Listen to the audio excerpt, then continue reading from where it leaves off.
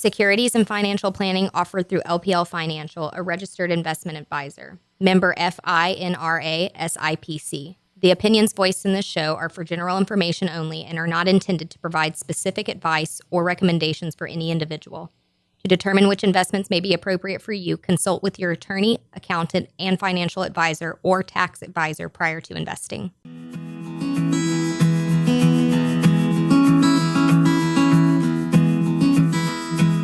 Welcome to Planning for Win, Financial Guidance in Life. I'm Kevin Pinkley. Today we'll be discussing income solutions for mortgage qualifying, and Kimberly Davis Holder is joining us today. And Kim is a mortgage loan officer. And Kim, could you tell us a little bit about yourself and how the listeners could contact you later? Yes, I work for Southside Bank, and I am registered with an NMLS, which is 780089.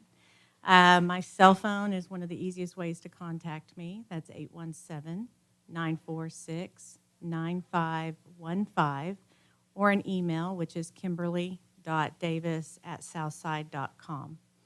I've been a mortgage lender for 19 years and been in the banking industry for 25.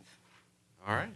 Well, thank you for joining us. And what we're going to talk about today, folks, is qualifying for mortgages and different solutions for that.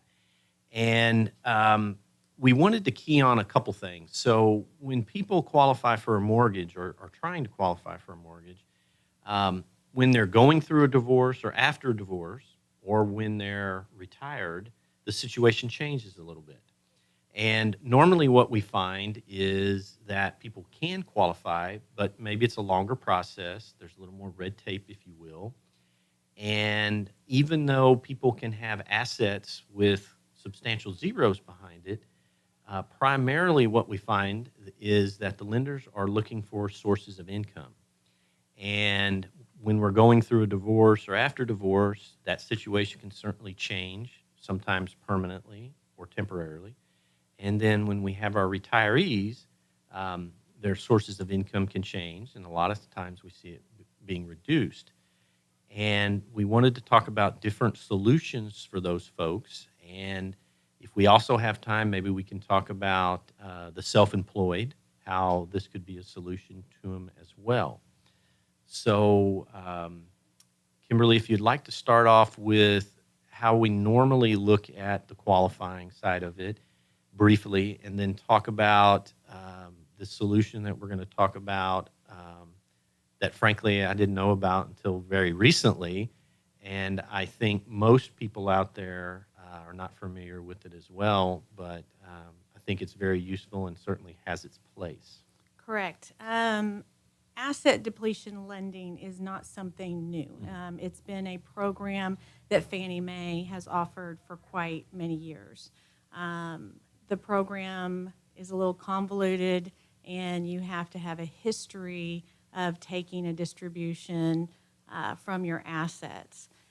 We saw so many people that had assets but were not taking distributions, but things were coming up in their lives, such as a divorce, going self-employed, that it didn't make sense that we were not able to lend to them. So the bank came up with a portfolio program that we house in-house. We don't sell off the loans, we keep them. We look for a minimum credit score of a 680 on the program for our clients to qualify. For example, you have a client that is divorced. The spouse has been a stay-at-home mom, so does not have any work history. She receives a cash settlement. She then has to go buy a home. At that point, we cannot use the child support. If she's receiving spousal support, we cannot receive that unless they have already been receiving it 3 to 6 months. We can show proof of that in a continuance of 3 years. So we're stuck usually at that point, and what happens is they end up taking that money and paying cash for a home. Well, this doesn't give them anything to stand on because now they're having to survive off child support, possibly spousal support, and then find a job, start employment from the beginning. What we do is we take their settlement amount, that is non-retirement based if they are under the age of 59, retirement age. And we look at the house that they want to buy. We will subtract the down payment, which is anywhere from 5% up, depending on the program that they want to choose. We subtract out the closing cost. We'll take whatever figure is left and divide that by 36. And that is how we give them a monthly income. And we don't have to worry about counting the alimony, child support, separate maintenance income. Okay. So I wanted to mention kind of the inside baseball that when someone's going through a divorce, there's a team sitting around a table trying to find out how this works for both couples and how we can provide an income stream for the one spouse that needs to find a second home. And sometimes it's because the situation is the couples don't need to be around each other. Correct. And they need their space, which is understandable. And prior to the divorce being finalized, they need, if it works out, a home to live in, and it helps the process amazingly. But the problem is, as you mentioned, there needs to be a history there. And in the past, we have been able to set that up with 3 months worth of history, and that's changed. And then it has moved into 6 months, my understanding. Correct. So sometimes we don't have that 6 months to set up the income stream for the couple while they're needing to be apart, and it complicates the situation. So if something needs to happen prior to that 6 months, then a lot of times the answer is, as you were alluding to, that we look at the assets that are there, and then maybe somebody wants to take a large sum of money out for the purchase of the home or a substantial down payment, and it creates issues longer term because maybe those assets could be better used somewhere else. So we've been challenged with finding this solution, and the ability to go in and use assets that weren't there, that we haven't been able to use in the past, is a big thing, and it's a solution that I don't think a lot of people who work in the family law area are aware of. In fact, I know they're not. They're very familiar with setting up the income stream of now 6 months, but to be able to use assets that what I would call non-qualified, the brokerage accounts, separate property accounts, and then we're going to talk a little bit later about possibly using an IRA account, which is a really big deal and can answer a lot of the questions. So it's just a big tool for us, and it's very useful. And a lot of times we do need a situation where the couples need to not be under the same room. And this is really easy to do, and it makes sense for a lot of people without depleting the assets. So it's just a big game changer, folks. And hopefully that in some later episodes we can just talk about and continue how big of a change it is because it is very important. So. I mean, yes, and typically you had to wait for a couple to be divorced to be able to pull equity out of the existing property to give to the ex-spouse. But what we have seen is, with that holdup, again, usually they don't want to be under the same roof. So now, even if in the middle of a divorce it is not finished and both parties are agreeing to the separation, and they're separating the assets, and they can have a Rule 11 agreement signed and filed while they're still going through the rest of the divorce. But that Rule 11 shows the separation of the assets, how much that person is going to receive. We actually move it into a different account just in their name and their non-retirement funds, because the person's not retirement age, then we can use those funds immediately. There does not have to be a waiting period at all. Right. And yeah, I really wanted to emphasize how important this is, because a lot of times when people go through a divorce, when they talk to a realtor or a mortgage lender, my experience has been a lot of times these people will tell them, wait until after the divorce, which doesn't help the client. It doesn't provide a solution to them. And the main reason they're telling them that is that they don't want to mess with the situation and they think it's complicated. I think the main reason they tell them that is because they don't have a solution for them, Correct. and they don't want to tell them, I don't have a solution for you now, but come back later and maybe we can work something out. And the odd thing is, sometimes depending on the agreement that the couple reached or the divorce decree, the language that's in there, sometimes we see issues where one or both spouses has issues qualifying for a home after the divorce or refinancing for the divorce. So it's not really something you want to have a conversation about afterwards. So hopefully the team that you're working with is bringing this information to light and helping you make decisions along the way.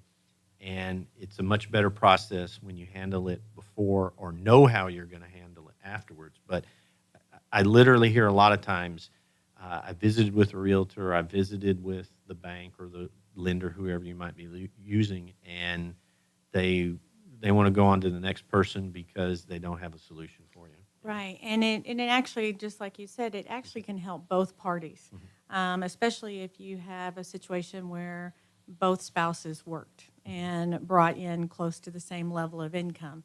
Obviously, separating and one keeping the house, whether it be for long-term or short-term, the other person needing to buy a property, how can they carry the debt load that they're given? And as part of the divorce decree, it usually tells you that you need to refinance that property into your name alone. So it's nice that we are able to use whatever assets are left, that we're not separated, plus that person's income, the one that's keeping the home, and use this program even to help them refinance to qualify for everything that they need to carry. Okay, gotcha. So when we're talking about purchase a home, is this the primary home or is it the lake house, the second house? How does that work? Asset depletion can be used for any house. It can be an investment property, a second home, or a primary residence. Okay. The down payment is what will change depending on what that is. Okay. So we're not just limited to primary residence, which that's good. Correct. Okay. And And even construction. We have Okay. a construction program, and we can even use that to help them have enough income to show that they can even go and build a home with a custom home builder. okay, great. Now it needs to be their home, not a third party that they're helping or something along. Correct. Okay. All right. So you can't help the kiddos with their home. It's You can help you be, but you would be a co-signer Okay. On the loan with them, and your assets could be a form of the income. But if you're going to buy it and the kids are not going to be on the house, it would be an investment property loan. Gotcha. Okay. So we talked a little bit about accounts that the assets that aren't retirement accounts or qualified accounts. So could you walk us through and talk about the differences, if there are any, when we're talking, let's say, for an IRA account? An individual has an IRA account. The brokerage account or the checking account doesn't have substantial dollars in it to help them.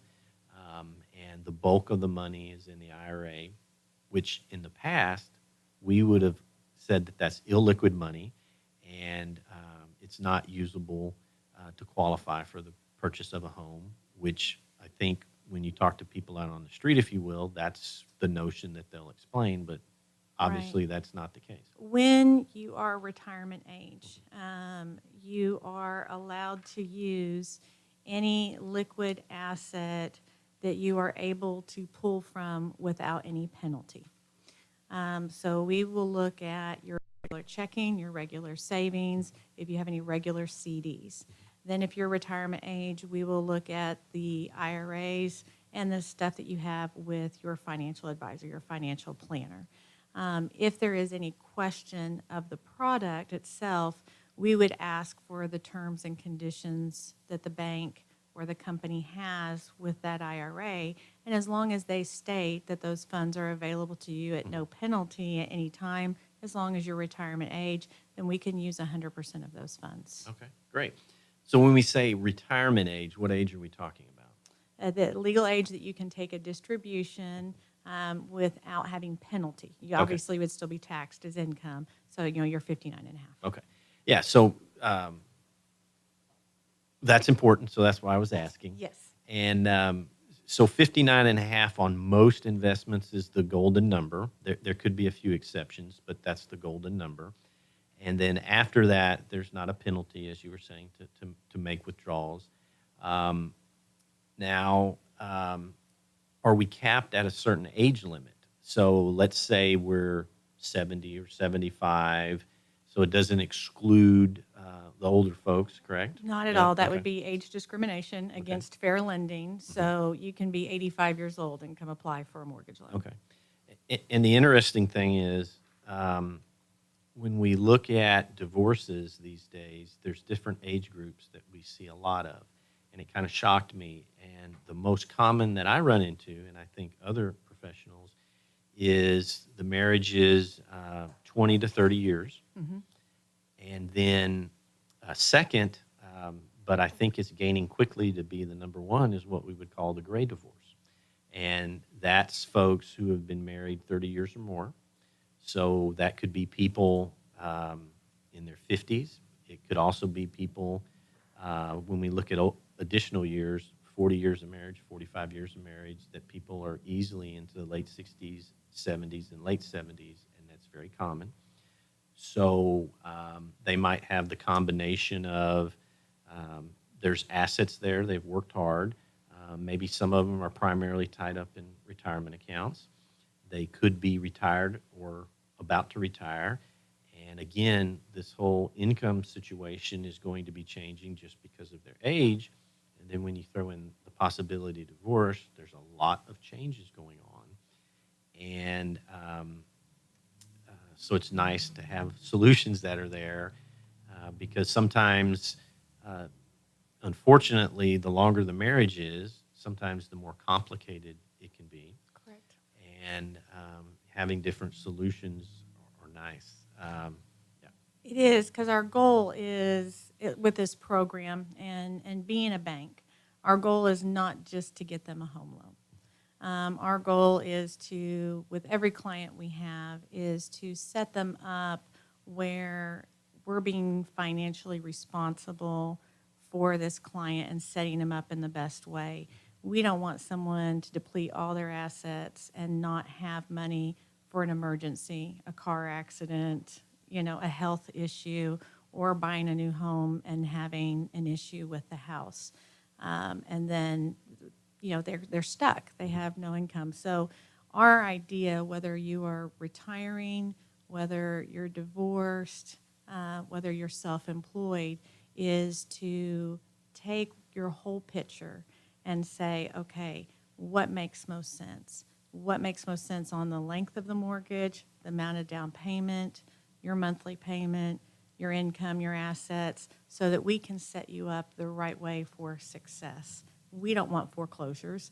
We don't want people to suffer, because home ownership is a big deal at any age of life. And so you just depends on if you're the 20-year-old just starting out, or if you're the 45-year-old that got laid off that now has come back as a contract employee, self-employment. That's a whole nother deal, versus the divorces. Yeah. And a lot of people incorrectly think, especially during divorce, is if I pay off the house, then I'm financially secure. And that's not always the case. We see a lot of times that later people can't afford the home they're in. And in a lot of cases, the need was before the solution that we're talking about. They pay off the home with assets, or they pay off a big part of the home with assets. That means they have less of the assets, obviously, at a later date. And then they realize that I can't afford the home because the taxes are upkeep, and the income needs that I now have years later that I didn't think were going to be there. And they've got a lot of money sunk into their home. So having this method to use your assets as part of it without using all of the assets to pay for the house, in some cases, it's a lot better to have a note because you still have the bulk of your assets. And the easy way to say this is it's usually easier to come up with a monthly note than 10 years later when we have substantial needs that are there and they don't have the access to these assets because it's sunk in the house. The home doesn't produce income No. in most cases. No, definitely. And we want them to there's a risk in investing your income, and then there's a risk in buying real estate.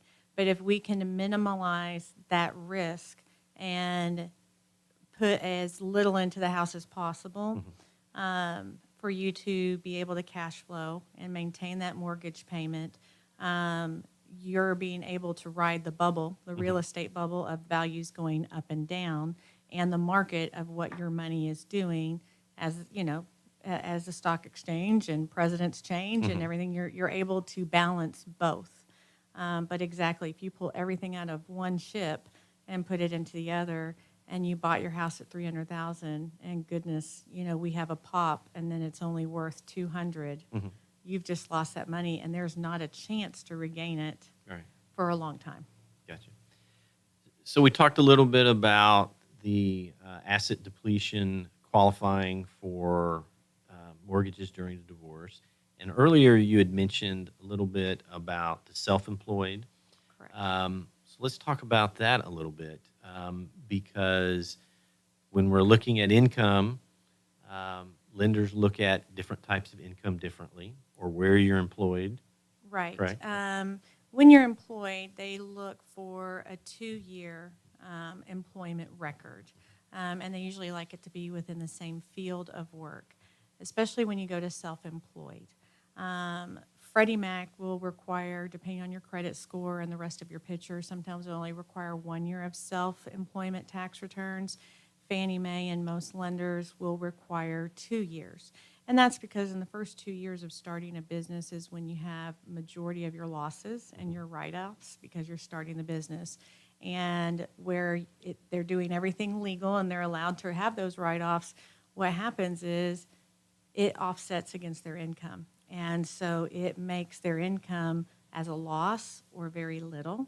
So they can't qualify for anything, but yet they really can. It's just because of the write-offs. So what we're able to do is, if they have the assets, is when they're self-employed, we're able to use those assets as that form of income so they don't have to worry about what they're showing on their tax return, what they're legally supposed to do. Because then now what they're doing is they're not setting themselves up correctly because they're telling their CPAs, well, let's not write off as much, or let's structure this a different way, and they're hurting themselves of what they could be doing just to qualify for a home. Sure. Well, you mentioned something interesting. The folks that I would just call self-employed, whatever that means. It could be a person in commercial real estate. It could be a person that owns a machine shop. A whole, in some cases, different professions, doctors and such. So a lot of times we hear, I'm having problems qualifying. My income has ups and downs. I certainly have a history. In the case that I'm talking about, I have a history there of income. I have assets. But these were the stories that we were hearing in the past of, I've got good credit, I've got assets, but my income fluctuates. And people on commission sales, for instance. Definitely. So, you'll see those folks, maybe they have a year or two's worth of income set aside, in some cases more. They have other assets because they know the market that they're in or the occupation that they're in has cycles. And maybe they're in a down cycle and they're like, my income was not what it was 3 years ago, but I'm still doing okay. And no one wants to talk to me. Right. When you go to the bank, and if you are self-employed or commission-based, and 25% or more of your income is from commission, they will require 2 years tax returns. If the income has increased, they will average over a 24-month period. If your income has decreased, they will take the worst-case scenario and give you that lower income. So that is where definitely we could still use that income if there is any there, so that helps them, but we definitely can use the asset program along with that. Okay. So it helps offset that income. So we would look again at all of their age, their credit score. We would look at what size house they're buying, and we would go through the formula with them of how much income we could give them. So with your experience, do you find you're able to answer more questions and provide more solutions to the self-employed, the people going through a divorce, or the retirees, or it's just kind of a combination of all the above? It's a combination of all the above. The program really is developed for people who have assets to help them reach that goal of home ownership for whatever the reason being. Especially, like clients who, maybe nothing major has changed, but they're both still working. They're not retirement age, but they have investments. They're wanting to buy another home, another primary residence. They know they're going to be retiring within 5-10 years. They want to build a home, but they don't want to go through all the showing and keeping their house clean and leaving at the last minute. But they're saying, hey, I don't know how we're going to qualify for 2 mortgage payments. So this program was even developed for someone like that. So we take their income that they have now, we look at their assets, they're able to qualify to build or buy a second home. They're able to move into it, get everything settled, then put their house up for sale, not have to be there. Yeah. It stays clean, not bothered with showings, and then they can turn around, sell that home, and then with the proceeds from that sale, that limits, that gives them tons of options of what they want to do with that money. Do they want to put it into investments because they know they're going to retire in 5 years? Do they want to turn around and make a large payment down on the new mortgage to shorten the term? Or we have a program that we call recasting, that they can put a large down payment, and for $250 instead of a full refinance, we will re-amortize the loan. So their interest rate stays the same, the term of the loan stays the same, but their payment will drop. Okay. So roughly how long has this program been in place with your company? I would say at least 3 years. Okay. And it's not been promoted a lot. People are focusing on more first-time homebuyer programs, doctor programs, different things out there. And I have seen a need for this. And this has been just a passion of mine because I like to help people.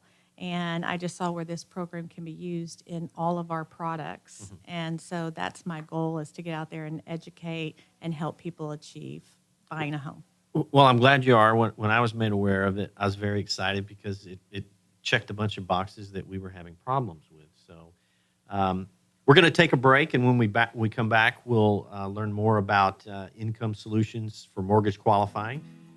We'll be right back. Thank you. Securities and financial planning offered through LPL Financial, a registered investment advisor. Member FINRA SIPC. The opinions voiced in this show are for general information only and are not intended to provide specific advice or recommendations for any individual.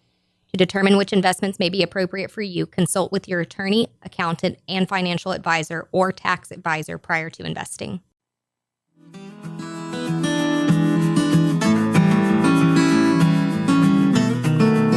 This is Planning for Win Financial Guidance in Life. I'm Kevin Pinkley, and thank you for listening. We're going to continue with Kimberly Davis Holder and talk about income solutions for qualifying for mortgages. Thank you. Well, we covered a few areas where we talked about couples going through divorce. We talked about what I would call self-employed people who have changes in their income. And now we wanted to move on to a part that I have a lot of interest in, and that's how this may be a solution for folks that are pre-retirement or during retirement. And I kind of want to give a few examples first of what we have experienced with our clients and relate what their experience, and then how this could be a complete different change, and I think provide a solution when appropriate and have it a more enjoyable experience, if you will. Definitely. So what we have experienced with our clients is they've worked very hard. There's assets there. They usually have a long-term employment history. And regardless of what age they're deciding to retire, whether it's 59 and a half or 70 years old, A lot of times people then want a different home. So maybe they're moving just down the street, or maybe they're moving to another state. And what they have been experiencing is that, especially after retirement, that their income has changed. They can still have a pension, they can have military retirement, they can have substantial assets. But when they were qualifying for homes in the past, they had an income stream from employment.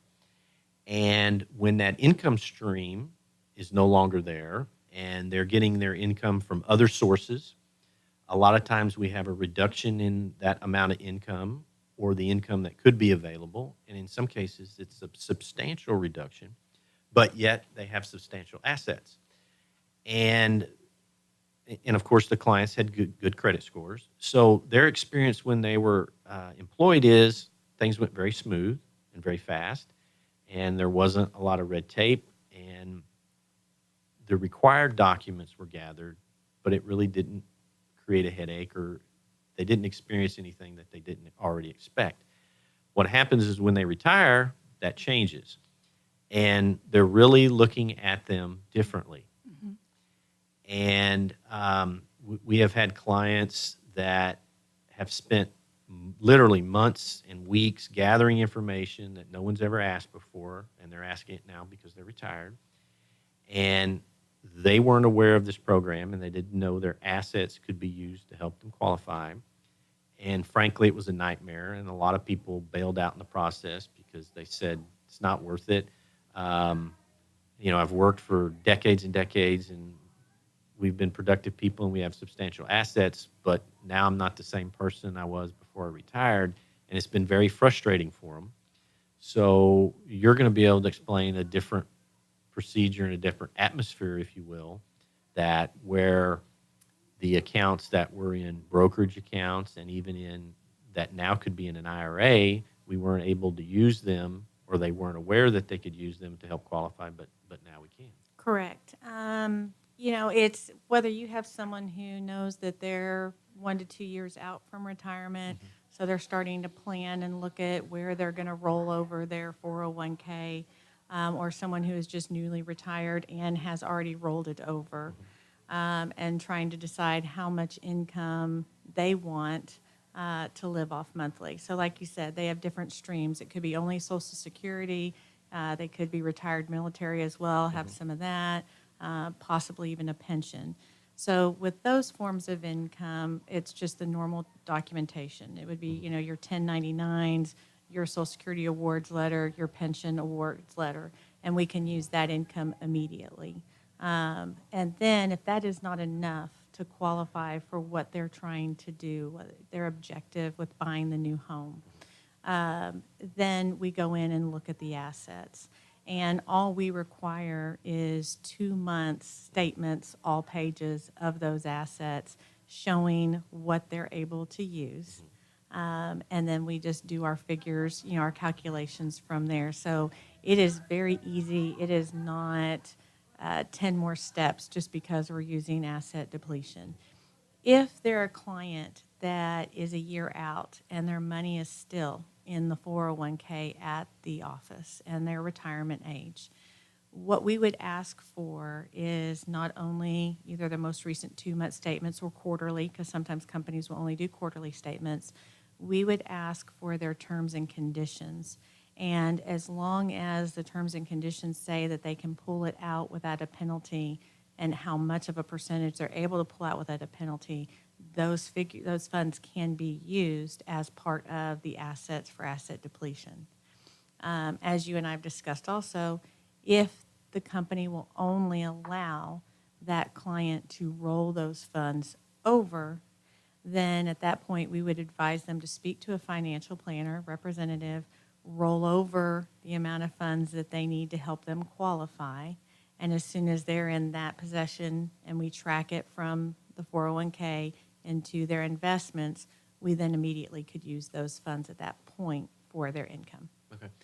Well, I'm trying to stay in my chair because what Kimberly is talking about is just not what we normally experience. And when money is in a 401k or an IRA, it's kind of hands off, if you will, and it really hasn't been able to be used for anything other than income or potential income. And that's one of the benefits of being in these retirement accounts. Um, in some cases, it's not liquid or it's semi-liquid, but when you can potentially use those types of accounts to help someone qualify for a mortgage, I think that's a really big deal. Um, and what Kimberly was talking about is that when the 401k, the plan documents allow them to move over the assets while they're still employed. It's called an in-service distribution. A lot of people aren't familiar with that term, and unfortunately, the companies don't convey that information, and the plan certainly doesn't convey that information. That depending on how long you've been there usually is a percentage of a dollar amount that can be moved out of that 401k while someone's still employed. You're still going to be employed there, and move it over to an institution of your choice, and hopefully someone, a financial advisor that you're already working with. And, for all practical purposes, it moves into your current IRA as a rollover. Technically, the term is a little different, but the mechanics of it, if you will, are the same. So we're not triggering a taxable event. We're not penalizing you in any way, creating a taxable event. So it's kind of a win-win situation. It's helping you qualify for your potential mortgage. And then in a lot of cases, it's beneficial because it's moving additional dollars over to hopefully the person you're already working with. And I think there's advantages sometimes to what that advisor could offer in lieu of sometimes what our 401k options are. Yeah. Correct. And you just brought up another good point of another reason that I love this program so much is in the past, when this program wasn't offered or people didn't know about it and they just newly retired, moved all their funds over, they would go to their financial planner and saying, hey, we want to buy our final home, our final dream home. We want to pull out $250,000, $300,000, build this home, and then once we sell our other home, we'll pay you back. Well, not only have they lost what they could have earned in the market, but they're paying fees of selling, then they're going to be paying fees of buying on reinvesting. And so this program not only helps the client keep that money in the bank and let it ride the market, the gains and losses, but it's saving them the fees of all the transactions they're having to do with the buying and selling, which is nice. Right. Well, no, it just opens up all kinds of possibilities, and it provides another option or another tool that, again, I want to emphasize, I don't think a lot of people are aware of. So it's nice to hear new ideas and new possibilities because it's just a way to add value to your clients, to our clients, potential clients. So I think it makes a lot of sense. Yeah, and it's an easy 5-10 minute discussion. If someone wants to know, do I have enough assets to qualify? How much income can I get off of these assets? It's a 5-10 minute conversation. I don't have to pull credit. I just need to know what you have and what you're looking at doing, and it's just pen and paper together and walk through it. And if you like what they have to offer at that point, then we would go in and look at the credit, and take that part of the application. But if someone's just curious, I can sit down with the attorney, I could sit down with the financial advisor and be able to walk through what each spouse would be able to use as income in that situation. So I'll ask a question that we hear from clients and probably that you've already heard. So let's say we're a Texas resident, Okay. and we're looking to have either the primary or secondary home out of state. Are we still able to do that? Correct. Yes. Okay. Mm-hmm. All right. So We crossing do, a state line doesn't matter. So, No, we do okay. a lot of second homes in Mhm. Colorado, Florida, the typical places people like to have a second home or retirement, and that's not an issue at all. Okay. Do you notice that when people reach out to you, that they're coming from a referral from maybe a professional that's already working with them, or is it just the normal mode of how you would find clients and contact them? With this program in particular, it's coming from a client. It's a referral from a client that just used the program, Okay. or from a financial advisor or an attorney. Real estate agents haven't really paid much attention to this program. I think that it's just so beat into their head that the divorce has to be final, or you have to be self-employed for X amount of years. And the real estate agents have so many other rules and stuff they're trying to keep up with on the real estate side. It's hard for them to know two jobs. So that is kind of my goal, is to get this out here for education for everybody to know, hey, you could make another sale, or you don't have to wait to buy that house, especially now when we're in a market where interest rates are increasing. You don't want someone to wait another year and a half if that's what they think they have to do, where they have the assets and they can do it now. Okay. So, trying to think of some more examples that I've seen. The example that I was talking about previously, where a client is retired and then they're trying to build their dream home, if you will. That process took months and months and months, and years worth of statements. And frankly, at that point in someone's life, they don't really want to deal with things that could be easier and more streamlined. And it's kind of a shock to them that, I've done everything I was supposed to do, and I worked hard, and I saved, and I sacrificed. And then to hear people sometimes say, we can't do that, or if we do, it's more involved. And it's just a shock to these people to hear that they have to go through this process when, this is nothing new to them. They've been qualifying for homes for 30, 40, sometimes 50 years. And they have great credit, right. And they have assets. And why are you asking me for my DNA, right? To qualify again? Well, and then another example just popped into my head because I can remember this. We have a client who's a business owner, and they had a very successful business, 40 plus years, substantial assets. The type of business that they had a substantial line of credit with a bank, and they had done home financing or mortgages through this bank. So they retired, sold the business. This bank is completely aware of their financial situation. They went to qualify for the small, just for asset benefit. To qualify for a home, it was the smallest home they had ever tried to qualify for. And this person that they had a relationship for 40 years wouldn't qualify them for the loan. And there was no reason to, but they didn't want to deal with it because the income had changed, and they didn't have the solution to help use their assets that were there. And, the client got very frustrated and went somewhere else and found a solution.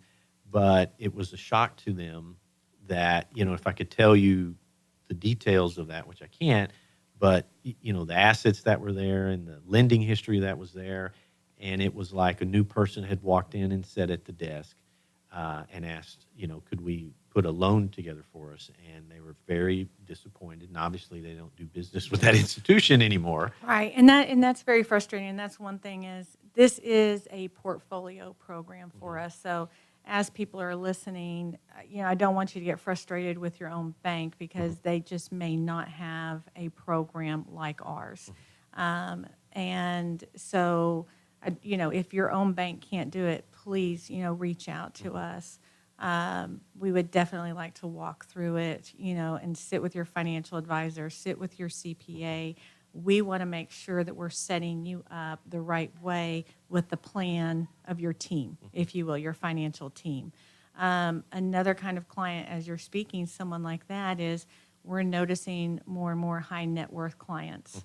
They don't want to give all of their documents. Right. They don't want to expose everything, especially when they feel like I can buy 6 houses with the money that I have in the bank. I'm just asking to qualify, for a regular mortgage, and I even want to put 20% down or more.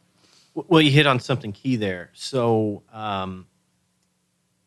what I would call the wealthy people, they have a history of building that wealth. They usually limit the amount of people that are aware of their situation, meaning that have all the details. And usually it's a financial advisor, maybe an accountant, and usually that's it. And they don't want to have that information available to the public, whether it's in a large city or especially when you go to a small city. And a small city or a small town could be 100,000 people. It could be 5,000 people.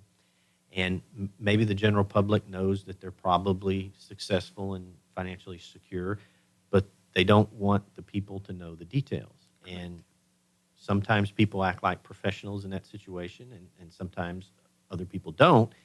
And limiting that information, especially in a small town when you have a long family history there and there's in-laws and daughter-in-laws and son-in-laws, not having that information there and being able to go to an entity such as yourself and saying, we can do this, and it's not going to be shared at the bank around the corner or the coffee shop, I think is important, and probably more important than most people realize until they get into that situation. And you have to walk into a room with someone you're not familiar with and provide them these documents that really not a lot of people should have access to. So, yeah, I can definitely see that. Right. They don't want to expose everything. And what I like to do is I don't want to give any more information that's needed. Being in lending for 19 years, an underwriter's job is to make sure that someone is going to be able to pay back the loan and qualify. So they're the detective, okay? So usually the more information you give allows an underwriter to dig more. So my job in this is sitting with the client or sitting with their whole team and looking at what their objective is, what their goal is, what we're trying to accomplish, and putting together a program that I have to ask for the least amount of information possible. And that information will come from them or their financial planner, their CPA, directly to me. I put everything together, and it all stays in-house, which is nice. I was going to say, I think people are going to appreciate that. If not before, I think afterwards they certainly will. Yeah. So, well, that's good to know. So we've talked about possible solutions for divorce, self-employed or changes in employment, and the retirees. And the interesting thing is we've talked about those on an individual basis. Those different scenarios could be one person or one couple. Correct. Yeah. So I think one of those situations, when you're in front of someone else, could be a challenge because they don't have the solutions that y'all potentially do. But when you combine those other scenarios together, which I think are probably more common than we think, then there's a lot of added benefit and a lot of added value, I think. So wanted to thank you for joining us today. Thank you. And Kimberly, if listeners want to reach out to you, how can they contact you again? The best way is either my cell phone, which is 817-946-9515, or my email, which is Kimberly, Kimberly, .davis@southside.com. All right. Well, thank you, Kimberly. Thank you. And thank you for listening to Planning for Win Financial Guidance in Life. You can join us next month, the last Tuesday at 1 p.m., or you can check us out online at Lone Star Community Radio. Thank you.